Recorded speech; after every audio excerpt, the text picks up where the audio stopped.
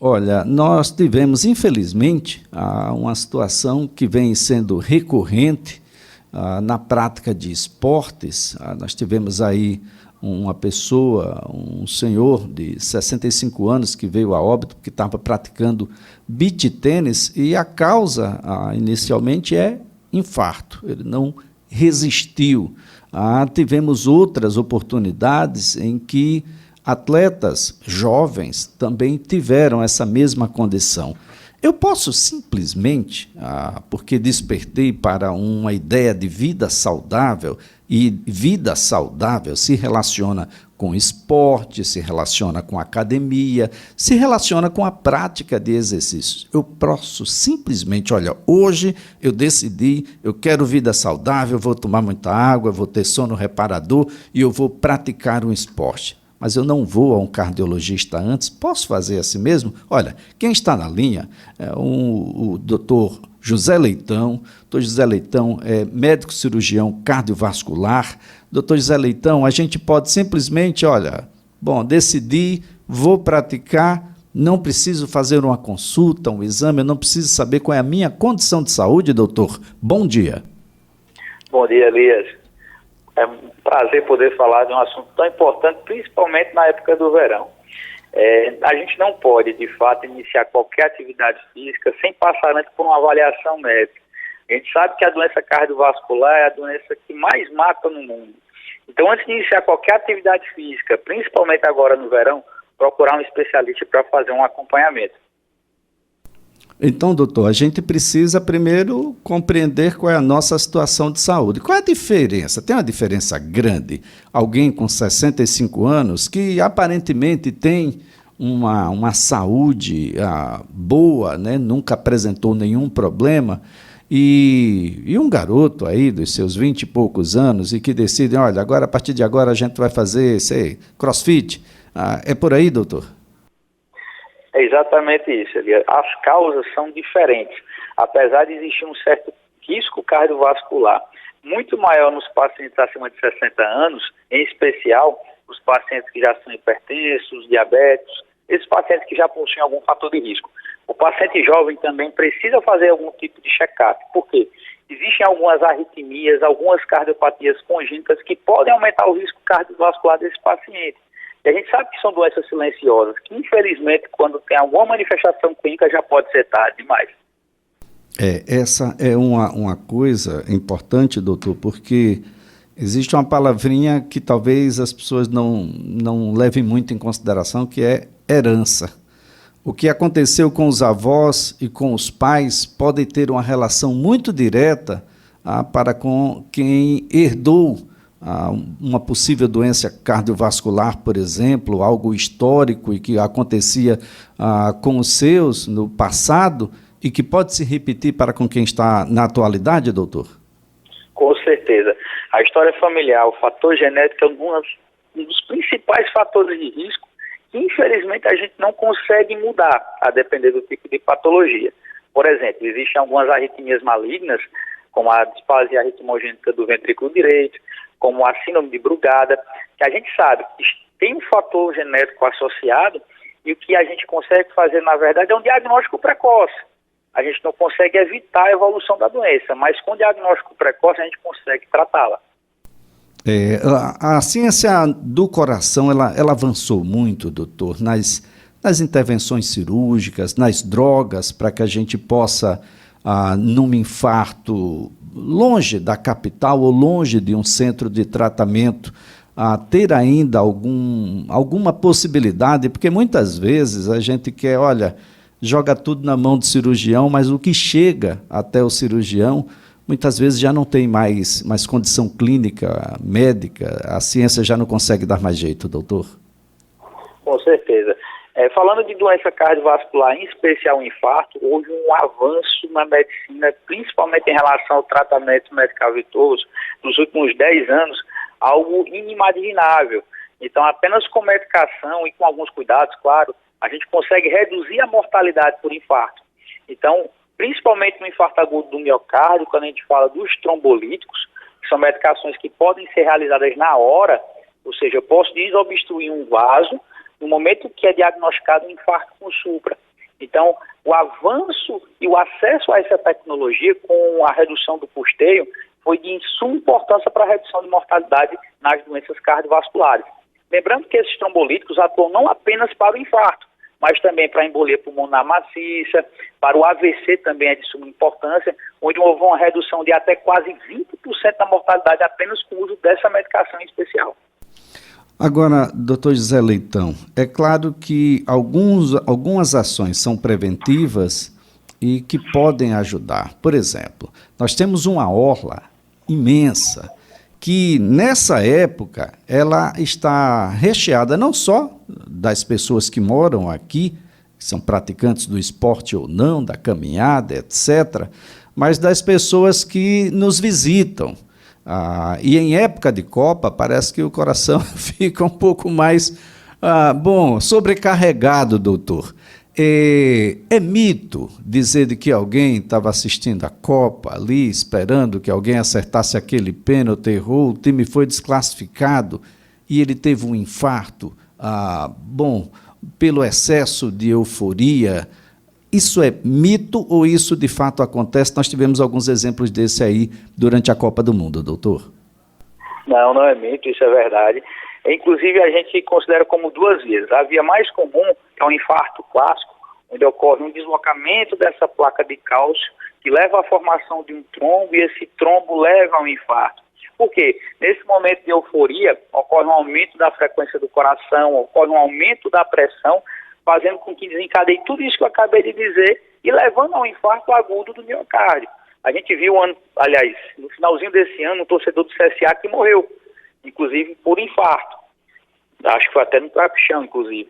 E uma outra situação é a síndrome do coração partido, que é uma síndrome bem mais rara, que é a síndrome de Takotsubo. Então, onde o coração ele simula um infarto, ele tem alterações fisiológicas iguais a do infarto por conta dessa descarga adrenérgica. Só que é mais comum quando tem alguma perda emotiva importante, ou você perdeu um ente querido.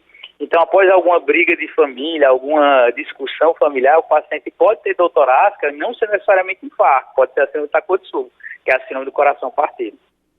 Agora, doutor Leitão, tendo tanta gente sabendo, o poder público sabe da frequência que a gente tem agora no Natal, no Ano Novo, não há um único desfibrilador nesse curso inteiro da avenida ali que dá acesso à orla da cidade, às margens da cidade, ali toda essa parte urbanizada, e por consequência não há ninguém habilitado a utilizar, ou mesmo habilitado a ajudar numa reanimação em caso de necessidade, a não ser um único ponto que nós temos ali, que é o Corpo de Bombeiros, que presta um brilhante serviço aqui no estado de Alagoas. Seria um momento da gente ampliar essas ações como um caráter preventivo? Com certeza. Inclusive, a Sociedade Brasileira de Cardiologia, departamento aqui de Alagoas, junto com o seu presidente, Dr. Pedro Henrique, um excelente cardiologista, ele está lutando junto à Prefeitura e o Governo do Estado a implementação dos desfibriladores automáticos na orla e em lugares públicos. A gente sabe, como eu falei logo no início, que as doenças cardiovasculares são as principais causas de óbito no mundo.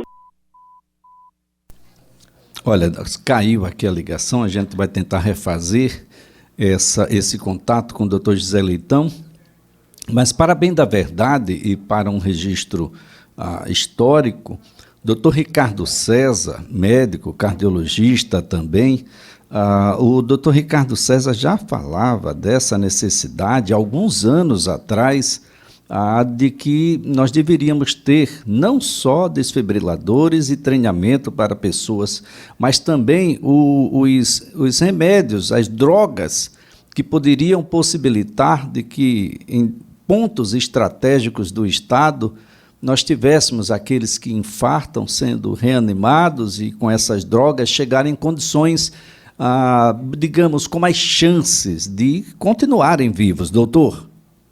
Com certeza. É importante essa orientação. De fato, que a gente precisa, num momento, além dos desfibriladores, como eu falei, o treinamento.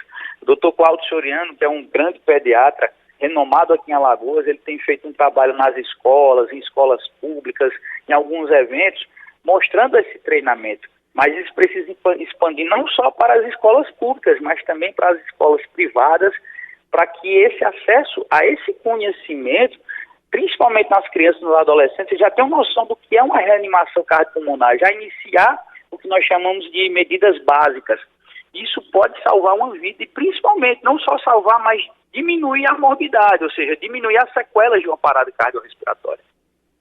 Bem, doutor, aquele que não se cuida, naturalmente deve ter um nível de estresse muito alto, uma série de vícios, fumo e álcool em excesso, consumo de sal e gordura com frequência e, claro, como consequência disso, deve ter excesso de peso. Isso é um caminho reto, doutor, para um possível infarto, para uma possível doença cardiovascular? Com certeza, todos esses fatores que você citou são de suma importância. A história genética, como a gente falou muito bem, a história familiar, hipertensão, diabetes, obesidade, o consumo de bebida alcoólica, que é muito comum nessa época do ano.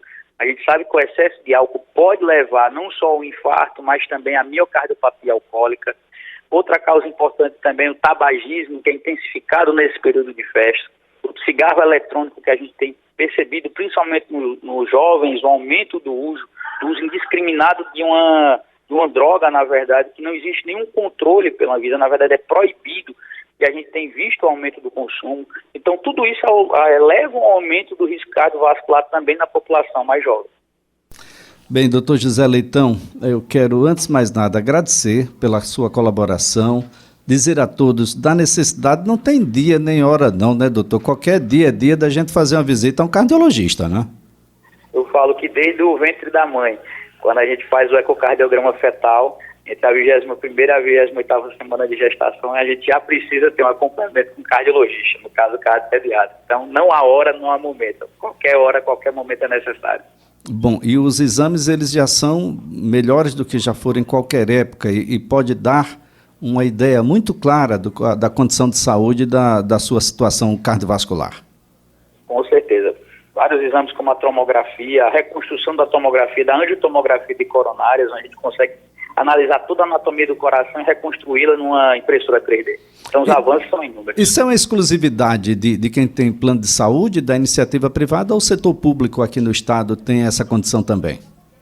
No setor público, sim. No Hospital do Coração Alagoano, o professor Adib Jatene, nós já temos disponível pela CESAL, 100% SUS, a angiotomografia de coronárias. Isso foi um grande avanço, uma grande conquista do nosso grande chefe, doutor José Vanderlei Neto. Muito bem. Doutor José Leitão, mais uma vez, muito obrigado mesmo. Excelente semana para o senhor. Eu que agradeço a oportunidade. Um grande abraço, Alito. Olha, às 10 horas mais 29 minutos, doutor José Leitão é médico, cirurgião cardiovascular, falando um pouco aqui, né, sobre esses episódios de infarto, quando você menos espera, né? Você grita um gol, mesmo sendo um gol favorável ao seu time, tem um infarto. Você fica furioso porque o seu time perdeu o pênalti, aí vem o infarto. Você está numa certa idade, numa idade de 65, 70 anos, mas você está vivo, quer praticar esporte, e durante a prática de esporte você tem um infarto. Você é jovem e ninguém acredita que você, com 20 e poucos anos, sofreu um infarto. Isso tudo é possível. E ele pode ser detectado um pouco antes se a gente tiver uma rotina de investigação médica, investigação de saúde. Há uma necessidade de você procurar um médico cardiologista.